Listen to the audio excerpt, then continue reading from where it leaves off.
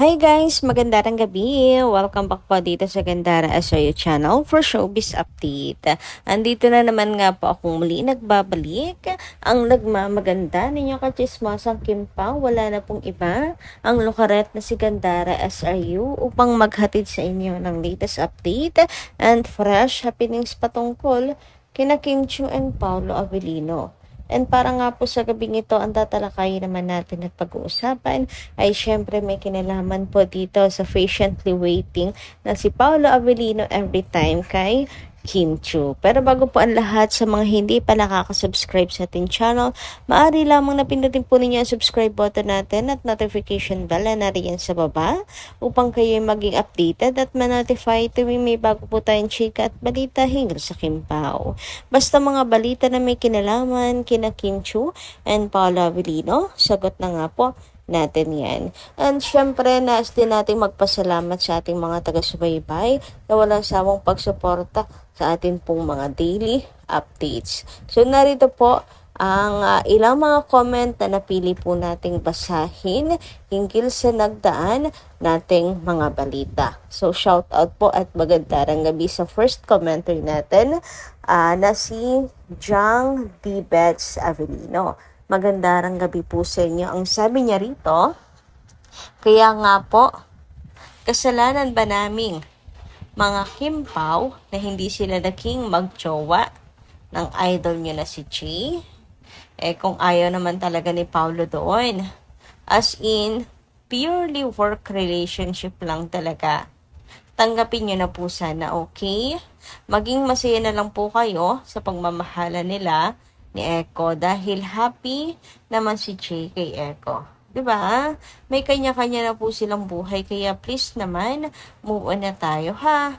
Huwag na po kayo masyado pang magdilulo na wala na sa lugar. Dahil wala naman talagang nakaraan si Pao at si Jay, okay? Tigilan nyo na yan. Dapat good vibes lang po tayong lahat. Yes, anong magagawa natin sa hindi nga nagkimag-jowa yung dalawa. And kung may galit kay Paolo Avellino, hindi ba dapat inilalayo nyo na si Jay kay Pao? Pero anong meron? Bakit ninyo pilit pinagsasama at pinipilit nyo pa rin na merong punin? Ha, bakit? Kung galit kayo kay Pao kasi tinangki. 'Di ba? Nakaka-lurky naman yung ganun.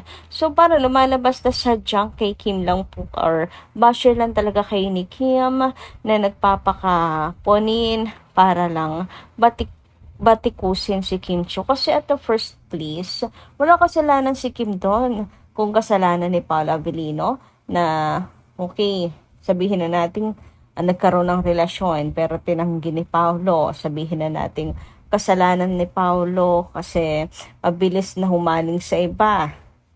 Naka-love team lang ng iba. Kinalimutan at iniwan na si Jay. Palagay na natin, sige, tama yung mga pinagsasabi nyo. Pero bakit kay Kim kayo nagagalit, hindi kay Pao? I mean, galit kayo kay Pao, kaya si Kim ang tinitira nyo. Ang labo. Ang labo ng strategy ninyo. Lagi pong nababash si Kim because of Pao. Sa halip na si Pao lang yung makakuha ng hatred. 'Di ba? Ang ang saklap kasi wala na sa lugar. Yun ngang dilulo, yung pangbabatikos ninyo.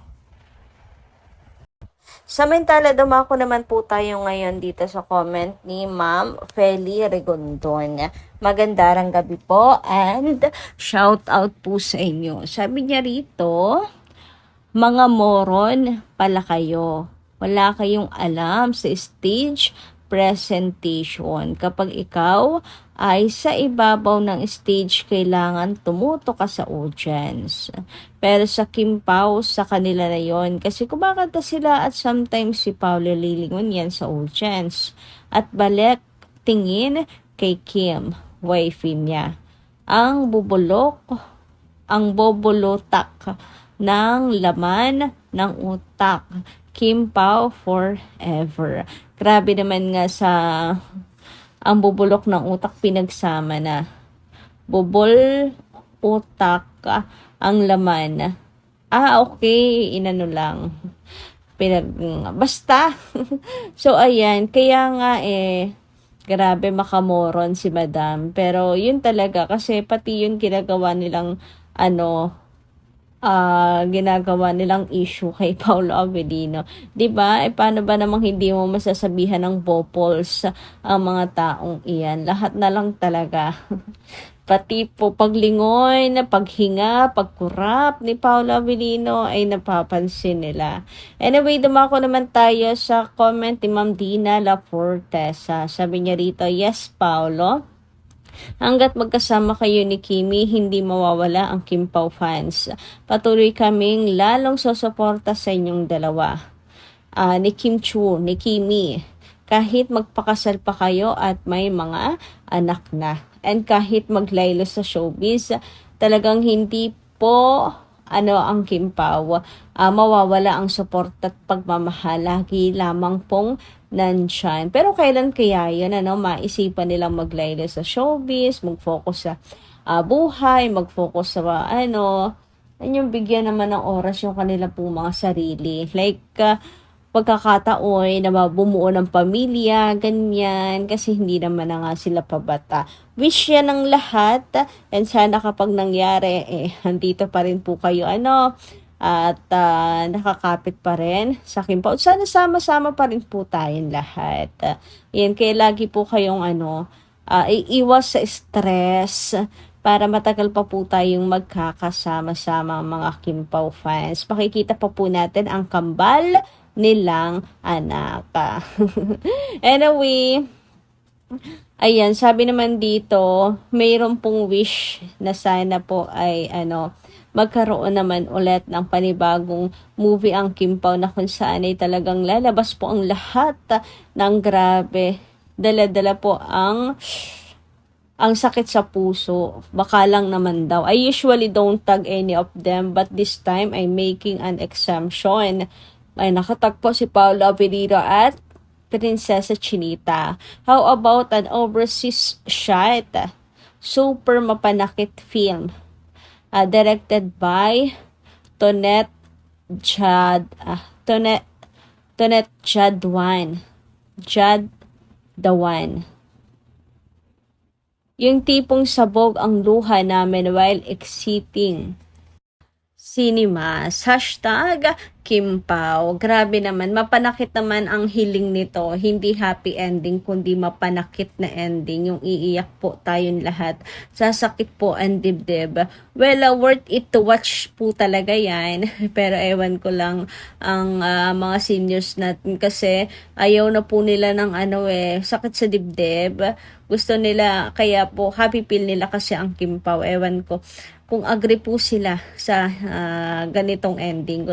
Usually gusto nila ng happy ending talaga. Pero kung anong pag-uusapan natin, versatility ng Kim Pao, experience and the growth nila Kim and Paolo, maganda nga yung ganito pong ending, yung mapanakit na ending. Like yung sa Adi Alibay, 'di ba? Kung may mas masakit pa doon silang kayang gawin, mas maganda talaga. Movie naman this time. Nakaraan series po nila ni Paolo. So, what if? Tapos matutupad pa yung pangarap ni Kim Chu na shot sa ibang bansa. 'Di ba? Anyway, dumako naman tayo dito sa pagkigitar ni Paolo Avellino. Nakuha po ni Miss Carl at kanya pong ibinahagi sa mga Kim Pao fans. Parang nag-iensayo na talaga si Paolo, no? I think ito po'y parte ng pag-prefer niya para po sa world tour. And ganun din ay tila ito po ang libangan ni Paolo Avellino habang siya ay nag-iintay sa kanyang Prinsesa Chinita. Ayan, parang sa labas po ito ng dressing room and yan po ang kanyang ginagawa. So ito pa lang yung ginagawa niya habang nag-iintay kay Prinsesa Chinita. 'Di ba? Kay Chinita Princess. Meron din pinag-uusapan yung paggigitar ni Pao sa loob po ng Vine na during their taping po sa The Alibay na para bang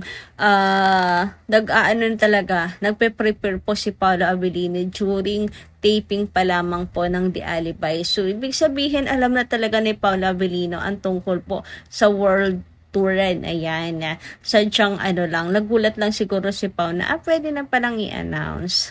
Ayun, ganon. Anyway, dumako naman po tayo sa naging performance nila Kim Paolo nung Sunday. Yes, hindi pa rin po tayo nakakaahon doon. Lalo pat meron po tayo nakita na pong picture nila Kim Paolo na si Pao ay napakiss sa forehead ni Kim Chiu. And syempre si Kimi, yung yakap niya, dikit kay Paula Avellino. Iba yung gestures nila dito. Very magjusawa talaga. As in, may karapatan na Mr. and Mrs. Avellino na nga nakalagay dito. And ang sarap tingnan ng mga larawan na to na nakakiss si Paolo kay Kim sa forehead. Anyway, hanggang dito lang po muna yung ating update. Maraming salamat po guys sa inyong pakikinig. And kita-kits po tayong muli sa mga susunod pa nating mga chikas tungkol sa Kim Pao. Maraming pong salamat!